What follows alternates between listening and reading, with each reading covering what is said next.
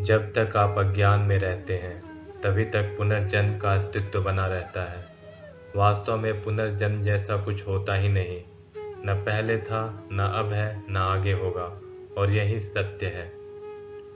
विधाता प्राणियों के भाग्य का उसके प्रारब्ध के अनुसार निपटारा करते हैं।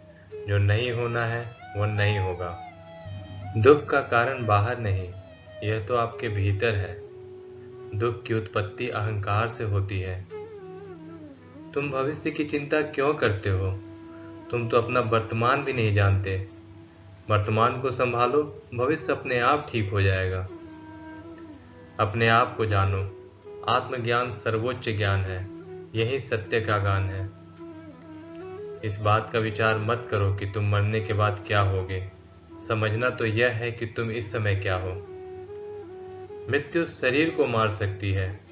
मैं आत्मा अनश्वर है। आत्मा मृत्यु की सीमा से बाहर है। अहंकार सबसे बड़ा पाप है। लोभ, क्रोध और मोह इसके प्रतिबिंब हैं।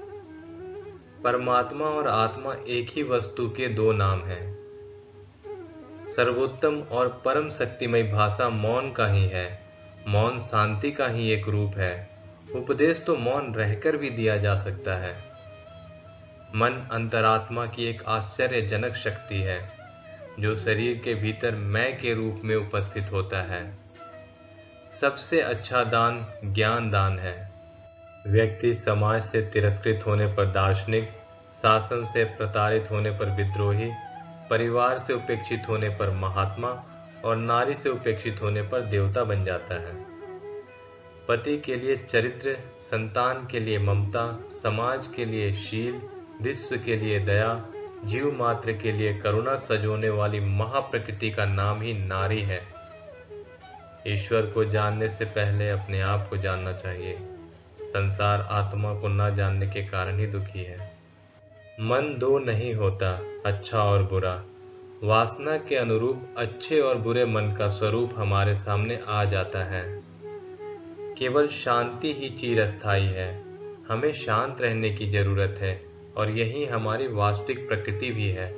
इसे नष्ट करने की आदत को बंद कर देना चाहिए। सभी जीव सदैव खुशी की इच्छा रखते हैं। ऐसा आनंद जिसमें दुख का कोई स्थान न हो, जबकि हर व्यक्ति अपने आप से सबसे अधिक प्रेम करता है। इस प्रेम का केवल एक कारण है, वह है आनंद। इसलिए आनंद अपने स्वयं के भीतर हमेशा बनाए रखिए। जब सूक्ष्म मन मस्तिष्क और इंद्रियों के द्वारा बहिर्मुखी हो जाता है, तो स्थूल नाम रूप की पहचान हो जाती है। जब वह हृदय में रहता है, तो नाम रूप विलुप्त हो जाते हैं। यदि मन हृदय में रहता है, तो मैं या अहंकार, जो समस्त विचारों का स्रोत है, चला जाता है, और केवल आत्मा और वास्तविक शाश्वत मैं प्रकाशित होता है। जहाँ अहंकार लेश मात्र भी नहीं होता, वहाँ सिर्फ और सिर्फ आत्मा होती है। आत्मा के रूप में ब्रह्म हृदय के मध्य में अवस्थित रहता है। श्वास नियमन या एकाग्रचित आत्म विचार द्वारा वहाँ गोता लगाकर पहुँचा जा सकता है। इस प्रकार आप आत्मा में स्थिर हो जाएंगे। स्वप्न और जागृत अवस्था में कोई खास अंतर नहीं है, सिवाय इसके कि स्वप्न छोटा होता है और जागृत अवस्था लंबी होती है। दोनों ही मन के ही परिणाम हैं। अपने आप को जानो। आत्मज्ञान परम ज्ञान और सदा सत्य ज्ञान है। महर्षि रमन भारत के महान ऋषियों में से एक थे। उनके तस्वीर मात्र को देखने से लोग ध्यान की अवस्था में पहुंच जाते हैं। उनके ज्ञानवर्धक विचार को सुने और लोगों के साथ साझा करें। यदि आपको हमारा यह वीडियो पसंद आया तो इसे लाइक और शेयर करें। हमारे चैनल को सब्सक्राइब भी करें। धन्यवाद।